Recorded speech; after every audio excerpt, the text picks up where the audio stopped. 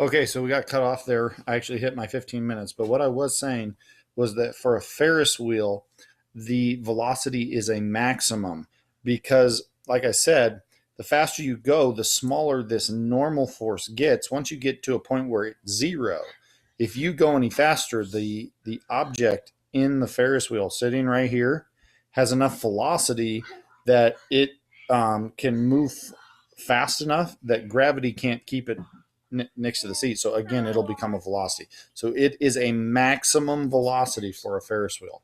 For a ball on a string, it's different. That's a minimum.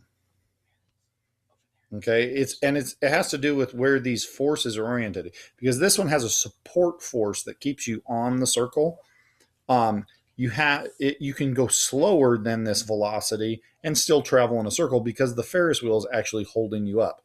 For the ball on a string, there is no upward force to keep it moving up. So you need so that tension there is just strictly to pull it into the circle. So you need enough inertia to keep it on that circle. So the inertia is what does that. And that way you have to have more, or excuse me, you have to have at least that amount. So the more and more velocity you have, this tension will actually get bigger and bigger and bigger. Okay.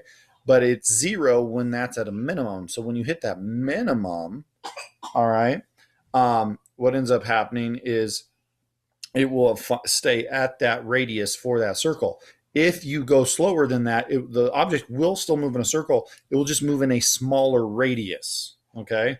Now, if you can remember the demo I did for this, you might have to go back and review this video, but that was the video where I twirled the bucket of water. All right. If I had gone slower than the minimum velocity, that water would have traveled in a smaller circle. What that would have resulted in is me most likely getting very, very wet. All right. So that was a ball on a string. I hit the minimum velocity. Because I hit the minimum velocity, I was able to keep the water in the bucket, and then I didn't get wet. All right. So again, on this test tomorrow, or whenever you're seeing this, today possibly, Friday the 16th, that's when you're taking it. Stay disciplined on these things. Make sure you know these 10 concepts. All right.